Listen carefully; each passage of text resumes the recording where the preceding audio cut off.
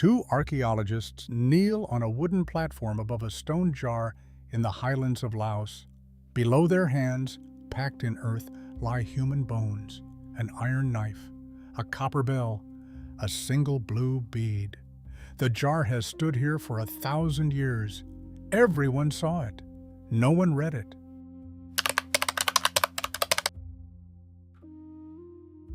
Across a high plateau in northern Laos, stone jars stand in the grass. Some are taller than a person. Some weigh as much as a small truck, carved from a single block by people who had no wheels to move them. There are thousands of them, scattered across more than 100 sites, and they have stood in plain view for at least 1,000 years. Every farmer in these hills has walked past them. Every traveler has noticed them. In 1930, a French archaeologist measured them and guessed correctly that they had something to do with the dead. And then, for most of a century, that was almost all anyone could say. War came to the plateau, the ground filled with bombs that did not explode, and for a generation, no one could safely dig.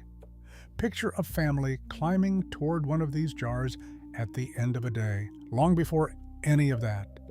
They are carrying something wrapped in cloth, not a body, but the cleaned bones of someone they loved, gathered months after the death. The small bones have been left behind. They carry only the long bones and the skull. The eldest son lifts the heavy stone lid. Inside lie the bones of those who came before him. Before he closes it again, he lets fall a single bead of blue glass. That bead did not come from the plateau. It came from across the world. Who were these people? How many did a single jar hold? How long did one family return to the same stone, generation after generation? And how did a bead of glass from the far side of Asia come to rest among their dead? The culture that used these jars left no writing. It left no myth that survived intact. It left the jar, the bones, and the beads, and it waited for someone patient enough to read them. 10 generations of families had returned to that jar. It would take 3 generations of archaeologists to understand why. In the summer of 2024, in a single jar with a rare and undisturbed floor, someone finally began.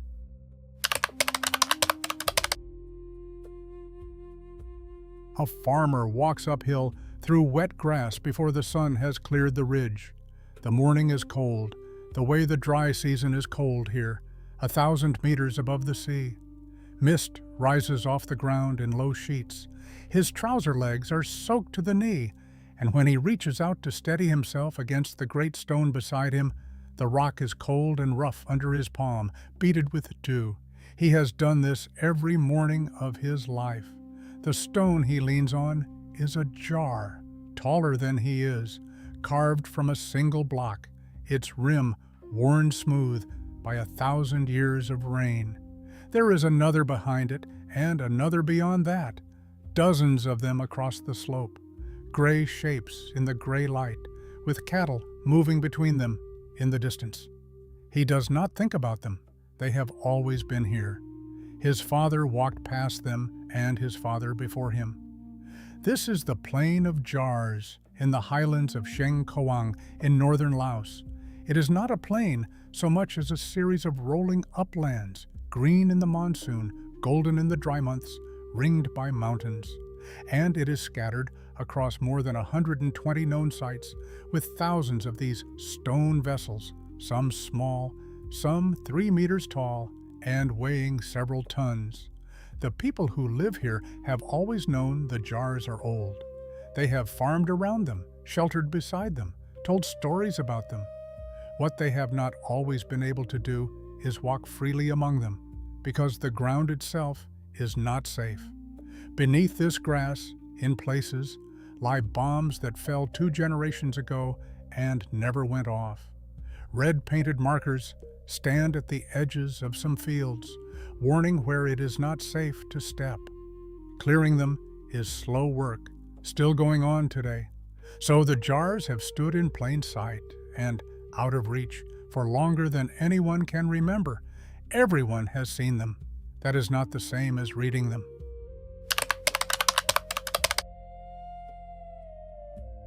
A man kneels against a block of stone in the hard light of midday and strikes it. The sun is directly overhead. There is no shade on the open slope. Each blow of the iron tool against the rock makes the same dry, biting sound, and with each one, a little more stone dust lifts and settles on the sweat of his forearms. The block does not move. It weighs more than he can imagine moving. He is not trying to move it. He is hollowing it where it lies. He is carving a jar. The stone is conglomerate, a coarse rock studded with pebbles, and it resists the tool in a way that softer stone would not. Around the base, the chips and flakes he has cut away are piling up, and they are not waste. The ground beneath the jar has been leveled, and the debris of the carving packed in around it as a kind of platform holding the great vessel steady where it stands. The jar is being made in the place it will remain. This is how they did it. Not all of the jars were finished where they stood, but at least some were shaped, partly in situ from a single block, with no second stone joined to the first. They were cut from conglomerate, from sandstone, from granite, from limestone, whatever the local ground gave. The largest stand 3 meters tall. We do not know what these people called themselves. We do not know what language they spoke because they left no writing. But we can read this much from the stone alone. To quarry a block of several tons, to shape it, to stand it upright and hold it in place, took planning, labor, and time. It took many hands working together and someone deciding it was worth doing. The man strikes the stone again. He is making something that will outlast every name in his valley, including his own. He does not know this. He only knows the weight of the tool and the sound it makes and the dust.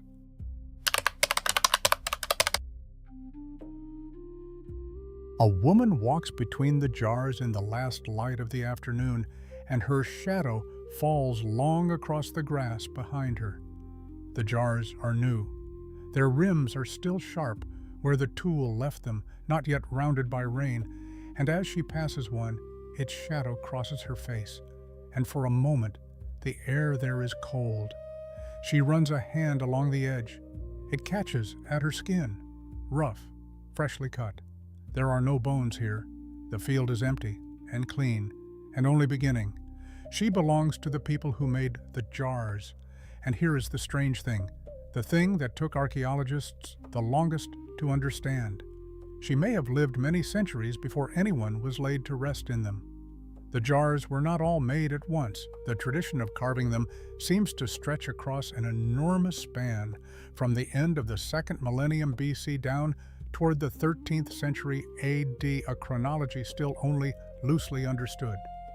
But the burials we can now date with confidence in the one jar that has been read in full are late. They run from around 890 to 1160 AD. That gap matters. It means the people who carved a jar and the people who laid their dead inside it may not have been the same people at all. They may have been separated by centuries. The ones who came later may have inherited these great stones already ancient, already strange, already standing in the grass when the oldest person alive was a child and made them their own. So there are 2 stories folded into every jar.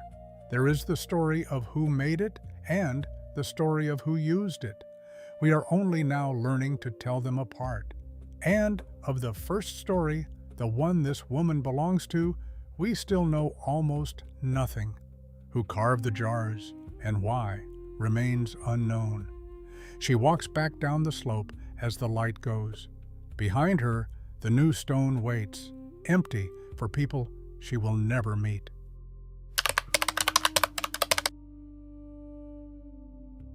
A woman sits close to the fire as the light goes out of the doorway and threads a bead onto a cord.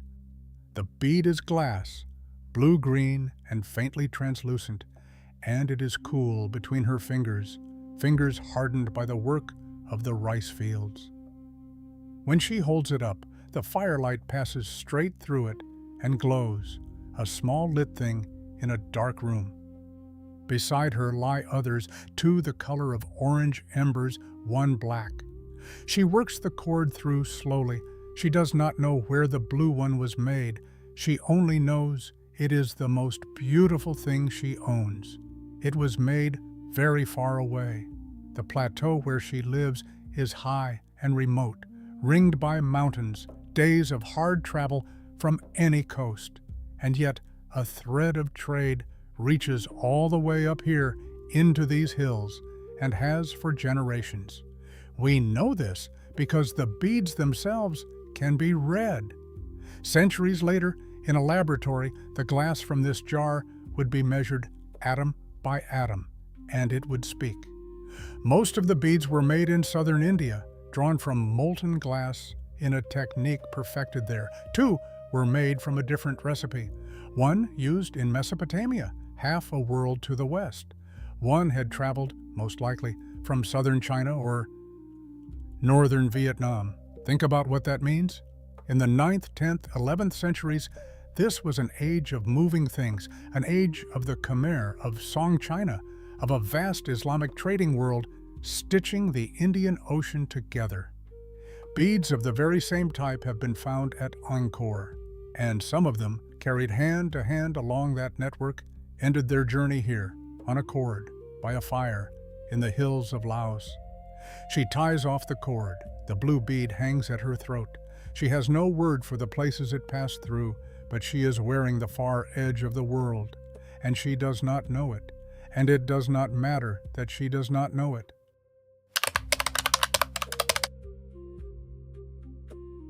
An old man kneels at the edge of a clearing in the morning and lifts a bone into his hands. It is a thigh bone, cleaned by months in the open air, and it is dry and pale and far lighter than he expects, lighter than the living weight of the person it once carried. The smell here is earth and wood smoke. No one speaks. Around him, the family waits and watches him choose. He is not burying a body. The body went through its first passage somewhere else, months ago, left to the air and the slow work of time until only the bones remained. What happens now is the second passage. The family has come back to gather what is left, and the old man is selecting the long bones, the skull, the strong and lasting pieces. The small bones of the hands and feet are not gathered. They stay behind in the earth where the flesh returned to the ground. This is a secondary burial, and it was practiced here for a long time. The dead were not placed in the jar at the moment of death. They were prepared first, elsewhere, and only later did the cleaned and chosen bones come to the stone. It was not a single event, but a return, a thing the living did again and again across years. There is one more mark these people left on themselves. In life, some of them had certain front teeth deliberately removed, a shaping of the body that was common across mainland Southeast Asia, a sign of belonging, of having passed into adulthood, of being one of the people. The old man carries that mark in his own mouth. So did the man whose bones he now holds. He places the skull and the long bones into the jar, among the others already there. He does not think of it as a tomb. He thinks of it as the place where his people are kept together. The lid goes back, the clearing empties, the grass moves. The work will be done again when the next one is ready.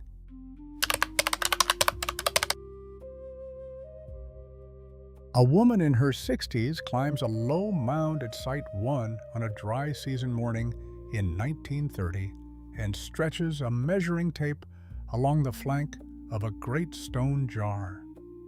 The sun is already high, warming the back of her neck beneath the brim of her hat. The tape is rough against the rock. In her other hand is a notebook, and her pencil scratches across the page as she records what her small team is lifting from the soil beside her: fragments of burned bone, pieces of funerary pottery, the ordinary debris of the dead. Her name is Madeleine Colani. She is French, a geologist by training, past 60 years old, and she has come to these highlands under the auspices of the research institutions of colonial Indochina.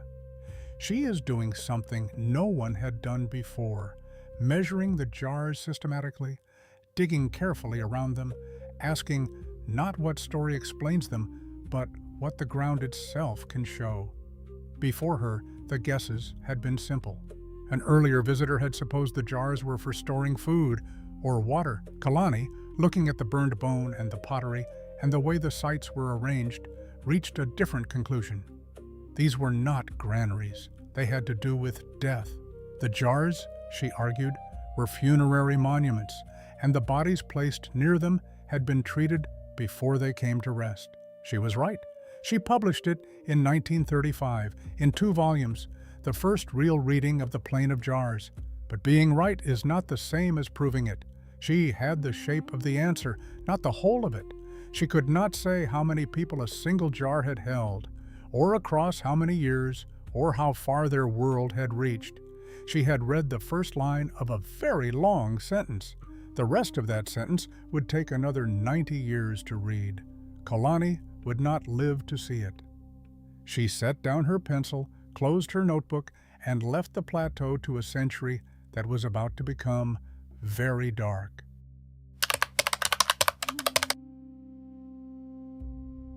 Stop here for a moment and stand back from the plateau. The jars are old almost beyond reckoning. Some were carved while the pyramids of Egypt were still the tallest things humans had built. Families returned to them with their dead for centuries, and then the returning stopped, and the people who knew what they meant were gone.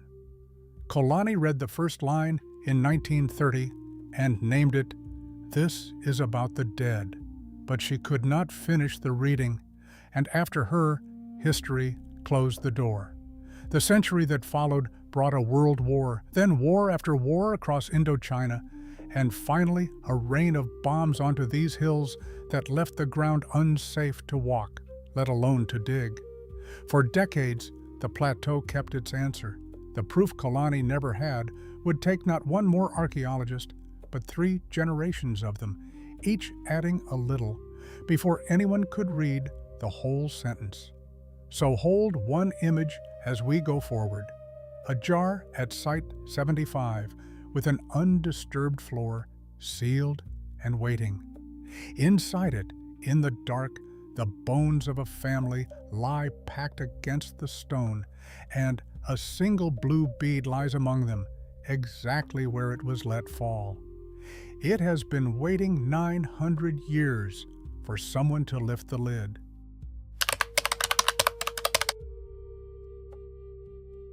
A storyteller stands by a village fire at night and points into the dark toward shapes that the firelight cannot reach.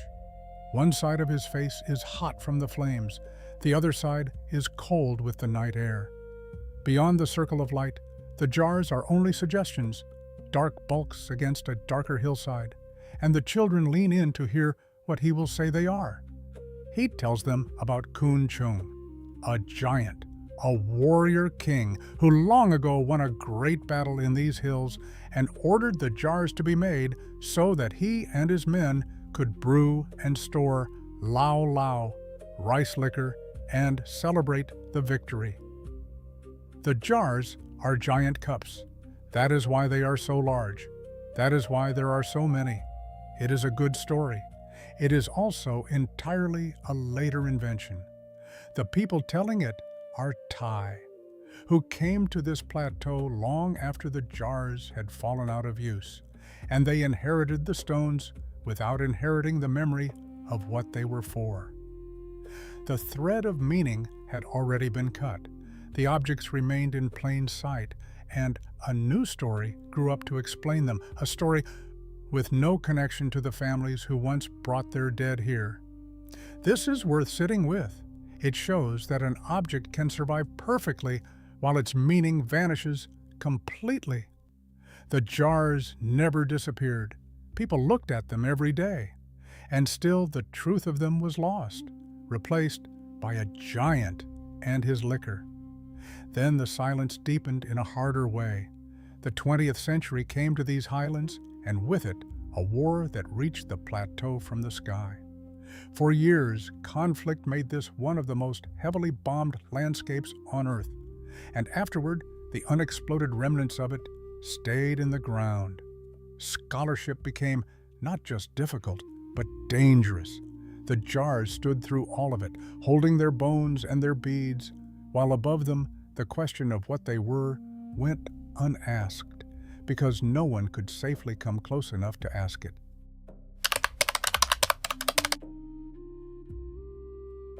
A researcher steps carefully along a path marked in paint and is careful never to put a foot outside it. It is morning at Site 1, early in the 2000s. To the left and right, red lines on the ground mark the edges of where no one may walk, and between them runs a narrow cleared lane. A GPS unit is warm in her hand, its plastic case heating in the sun. She moves slowly, checking the jars against old drawings, and the silence around her is not Colani's silence. It is a silence with risk laid into the ground beneath it. The plateau was coming back into reach, not all at once and never entirely safely, but step by step. Clearance teams went in first, marking the safe ground, and behind them, the researchers followed onto land that had been closed for half a century. And the work that resumed was patient and collective. In the 1990s, a Japanese-led survey took the measure of the sites again.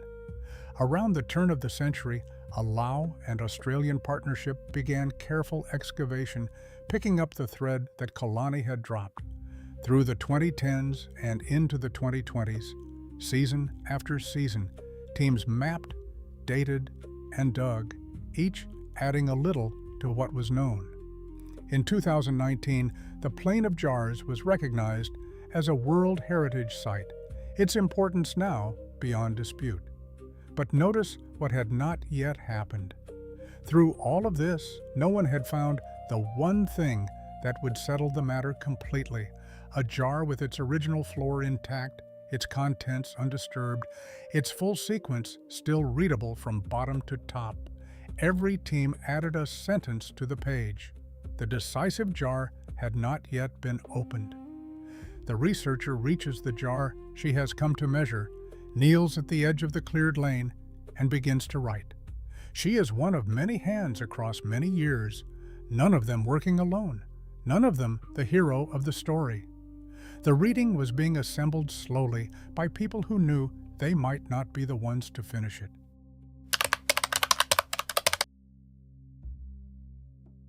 A man walks from one group of jars to another at dusk, and the wind comes up against his chest each time the ground rises. It is the steady wind of high places, and it pushes at him as he climbs. The low sun turns the rims of the jars to gold, line after line of them, and his own shadow runs ahead of him across the grass. He passes dozens. Then, as he crests the rise, he can see further, and there are hundreds. He lives in the time of the burials, somewhere in the long span between 890 and 1160 A.D. To him, this is simply how the world is arranged. The dead are kept here, on the high ground, in the stone. He has walked among these jars since he was a child, and he will be brought to one of them himself one day, his bones chosen and carried up by his own children. Step back, though, and see the scale of it. This was not one jar or one field of jars. Across the plateau lay more than 120 sites, and within them, thousands of stone vessels set out in groups, some with carved stone discs laid among them. This was an entire landscape organized around the keeping of the dead, sustained not for a year or a generation, but for centuries. Think about what that requires: to carve the stone, to maintain the practice, to teach each new generation how the dead are to be gathered and where they are to be brought. Across so much time, a society has to hold together. It has to agree again and again that this matters. The jars are not just objects. They are the visible record of a people deciding for hundreds of years to remember in the same way.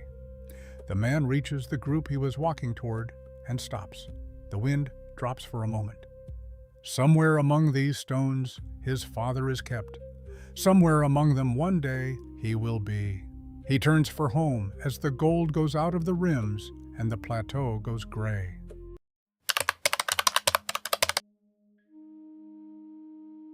A man climbs the slope toward the jar at the end of the afternoon, and against his chest he carries his father, wrapped in cloth. The bundle is light. That is the thing he cannot get used to, how light. He carried his father once as a small child carries against a grown man's shoulder, and now the whole of what remains rides easily in 2 arms, dry and clean and weighing almost nothing. The cloth is rough against his forearms. The valley below is going gold. He has done this walk before for others. He had not expected to do it for him. He reaches the jar. It is old already, older than anyone can say. Its rim worn round and soft by rains that fell before his grandfather's grandfather. He sets the bundle down and works the heavy stone lid aside. It grinds and resists and finally gives, and the smell that comes up is earth and stone and the faint dry presence of those who are already inside. He does not look away. These are his people. He knows their names, or the names his mother gave them, going back as far as the stories go. One by one, he lifts the bones from the cloth and lowers them in among the others. The long bones, the skull. He places them carefully, the way he was taught, the way his father was taught. And then, before he closes the lid, he takes from his own neck a single bead of blue glass, the most valuable thing he owns, and he lets it fall among the bones. A gift, a mark, a thing of beauty left in the dark with the people he loves. He does not know it, but he is standing in the middle of a span of time. Families have been bringing their dead to this one jar for generations already, and they will go on bringing them for generations more. From around 890 to around 1160 AD, for something close to 270 years, 10 generations or more return to this same stone. Grandparents and parents and children come to rest together in it, the very old and the very young, from those of barely a year and a half to those who lived a full life. The jar is not a grave. It is the place where a family stays a family across more time than any one of them can hold in mind. He fits the lid back into place. The gold is leaving the valley. He stands a moment with his hand flat on the cold stone, the way you rest a hand on a shoulder, and then he turns and goes back down to the living.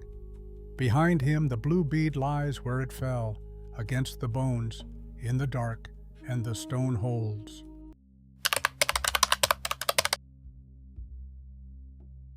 The lid is in place, and then no one comes. Picture the jar from the outside now, and let the years run. A season passes, and the grass grows up around the base. A family that would have come does not come. The reason is lost to us. Somewhere around 1160 AD, the last bones are laid inside, the last lid fitted, and the long practice that held for 10 generations simply ends. Perhaps a way of believing changed, perhaps the people themselves moved, or were moved. The jar does not record why. It only records that the returning stopped. And then time does to the jar what time does. The seasons turn over it. The monsoon fills it, and the dry months empty it, year after year after year.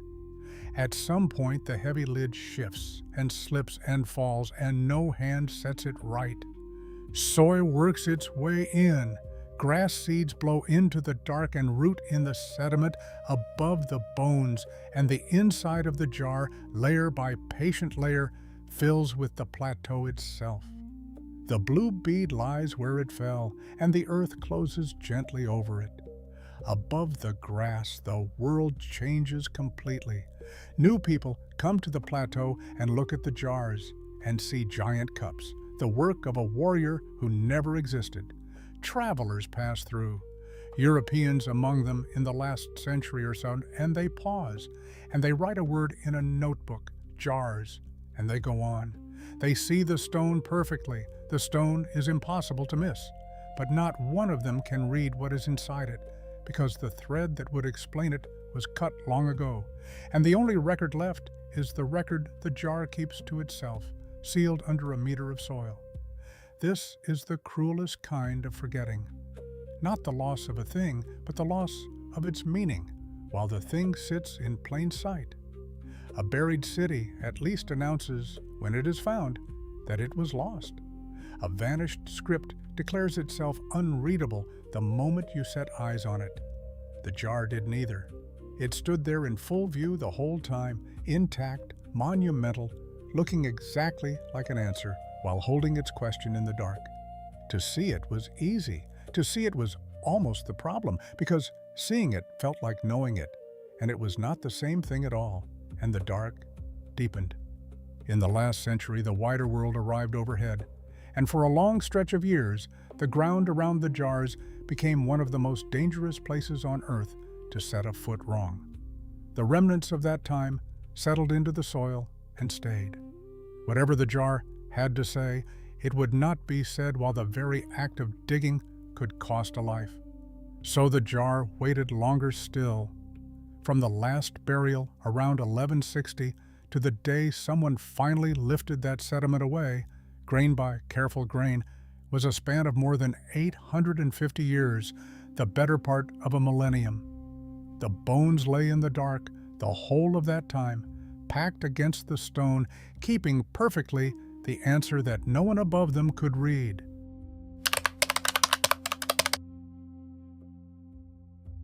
Two people kneel on a wooden platform built out over a stone jar early on a summer morning in 2024, working before the heat arrives.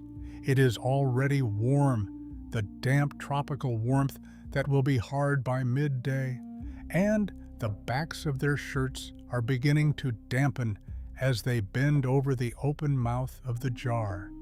Each holds a fine brush. They are not digging so much as persuading, lifting the sediment away a few millimeters at a time, and the only sounds are the brush, the breath, and a bird somewhere down the slope. One of them is Nicholas Skopal. The other is Solia Bunsahip. Around and behind them is a team, more than a dozen people in all, Lao and international, working in partnership. This is not the story of a lone adventurer making a find. It is the story of a group kneeling together over the same stone, sharing the patience the work demands. They have chosen this jar at Site 75 for one reason above all. Its floor is intact, its sediments undisturbed, sealed since the last lid fell. That is rare here, rare enough that no one had ever read a jar from bottom to top before. Whatever lies inside this one will have stayed in its true order, layer below layer, the sequence unbroken. So they take it slowly. They remove the fill in thin, deliberate levels, 10 centimeters at a time, photographing each level into a three-dimensional model before they go deeper, floating the loosened soil through water to catch the smallest fragments, sieving what remains. Nothing is rushed. 3 summers, from 2022 to 2024, will go into reading this single jar. And then, on one of those mornings, a brush moves a last film of soil aside, and there is bone, a skull, resting against the inner wall of the jar, exactly where it had been set down. For a moment, no one says anything. The plateau is quiet around them. 900 years after a family lowered their dead into this stone and walked away. Someone is looking at them again. The reading has begun.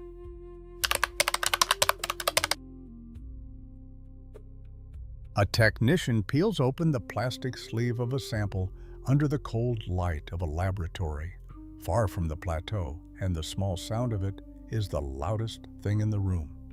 On the bench lie teeth sampled for dating, 12 beads selected for analysis, and on the screen a three-dimensional model of the jar's interior, every bone in its recorded place. The turquoise bead catches the blue glow of the monitor. Outside this room, there is no wind. The technician remembers the wind of the plateau and works in its absence. Now the jar begins to speak in detail, and what it says is precise. Start with how many. Counted one way by the teeth, there are at least 37 individuals in this jar. Counted another way by the larger bones, there appear to be only 14 to 19. The two numbers do not match, and the gap is not an error. It means bones are missing, that some of the dead were here, and then at some point were partly taken away. To where and why, no one can yet say. The jar keeps that question for itself. Then, how they were arranged. The skulls and the long bones were grouped together, gathered against the inner walls, while the small bones of hands and feet were scarce. That is the signature of a secondary burial, of bones chosen and carried and placed, not of bodies laid down whole. It matches, across 9 centuries, exactly the practice we imagined for the old man in the clearing. Then, by measuring the decay in the sampled teeth and modeling the results, the team fixed the span, roughly 890 to 1160 AD, the 270 years, the 10 generations, and then the beads. Atom by atom, the glass gave up its origins. Most of it was southern Indian. 2 beads matched the recipe of Mesopotamia. 1 blue-green bead may be older than the burials themselves, an heirloom already ancient when it was let fall, carried and kept, and finally given to the dead. The thread that began on a cord by a fire reached, it turned out, halfway across the world.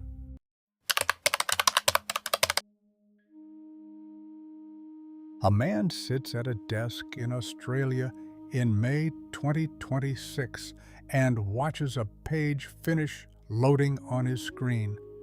Half a world away, in Laos, a woman opens the same page. For a moment, there is just the quiet hum of the room, the cursor, the weight of a long thing completed. Then the phone begins to buzz and does not stop. Message after message, the journalists arriving. But underneath the noise, there is the other thing, the still thing, the knowing of what it means. The paper is out. After 3 seasons in the field and 2 more in the laboratory, Nicholas Skopal, Solia Bungsahip and their colleagues, 15 names in all, have published in an open journal the first jar of the plane ever read from bottom to top. The 37, the 270 years, the beads from India and Mesopotamia, the secondary burials, the missing bones, the long quiet practice of a people who left no writing, and with it, something older is settled. 91 years after Madeleine Colani stood on that mound with her tape and her notebook and said, against the easy guesses of her time, that the jars were about the dead, the proof she never had is finally in hand. She read the first line. 3 generations of archaeologists read the rest. She was right, and now it can be shown that she was right. Hold the 2 timescales side by side. 10 generations of one family return to a single jar with their dead, carrying a practice forward without a word of it written down, and 3 generations of researchers return to that same jar with their questions, carrying the reading forward in the same patient way, none of them finishing it alone. The thread that the families kept in their hands, the scholars picked up with theirs, What is still unknown is real, and the team is honest about it. We do not know who carved the jars, or what they called themselves, or what was said over the dead, or where the missing bones went. The jar gave up an answer and kept its mysteries. But this much is now read and cannot be unread. People lived here and loved their dead enough to keep returning for longer than most nations have existed. Seeing the jars was never the hard part. Reading them was the work of a century.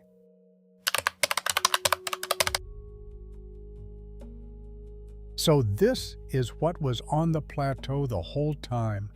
Stone jars, thousands of them, carved from single blocks by people whose names we will never know, standing across more than 120 sites in the highlands of Laos.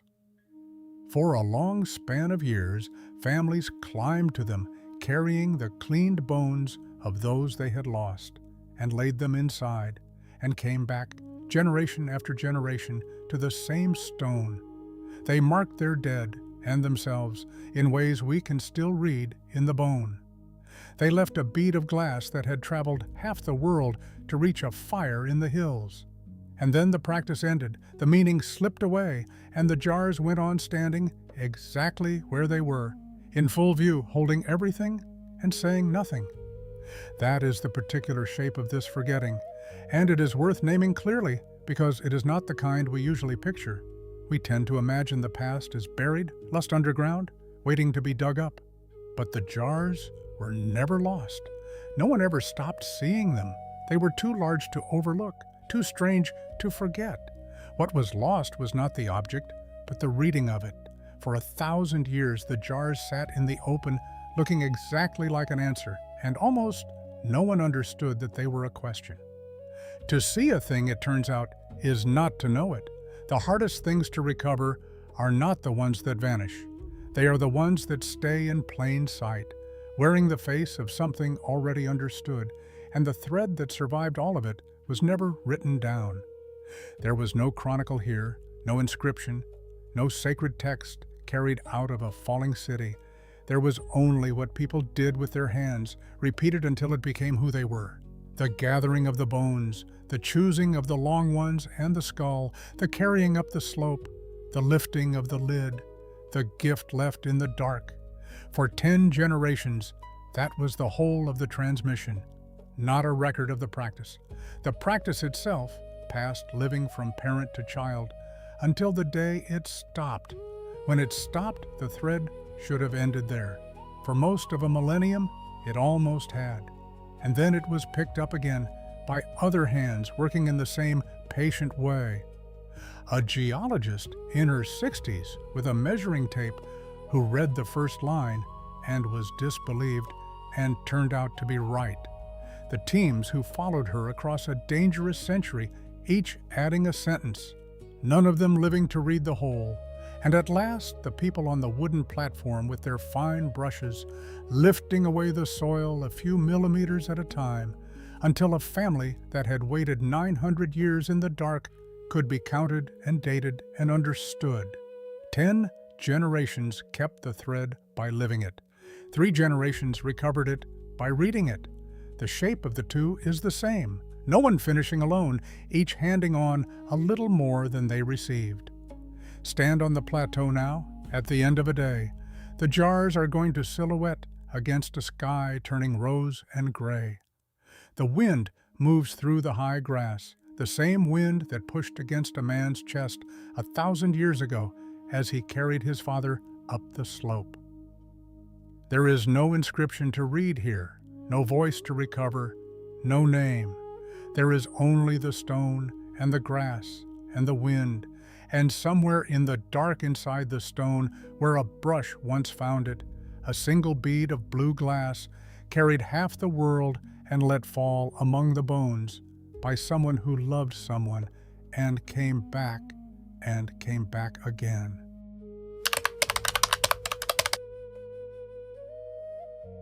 Before you go, follow one of those beads out of the jar. 2 of them, you'll remember, were made in Mesopotamia, mixed from a recipe used between 2 rivers half a world to the west. Somehow, a thread of glass left that land and traveled hand to hand until it came to rest among the dead on a plateau in Laos. The people who buried it could not read a word of where it came from. They only held it and valued it and let it fall. But that land between the rivers did leave writing, and a great deal of it cut into clay and stone. And there is a cliff there in what is now Iran, where a king named Darius had his story carved high on a rock face in 3 languages, so high that for 2,000 years no one could reach it to read it. It stood in plain sight, like the jars, looking exactly like an answer. Until one man, hanging from ladders against the rock, copied it down, sign by sign, and gave the modern world the key to an entire lost way of writing. Seeing was never enough. Someone always has to climb up and copy it down and learn to read. That is the next thread we'll follow. Every empire ends. The thread does not. Subscribe to the long thread. The next civilization is being prepared.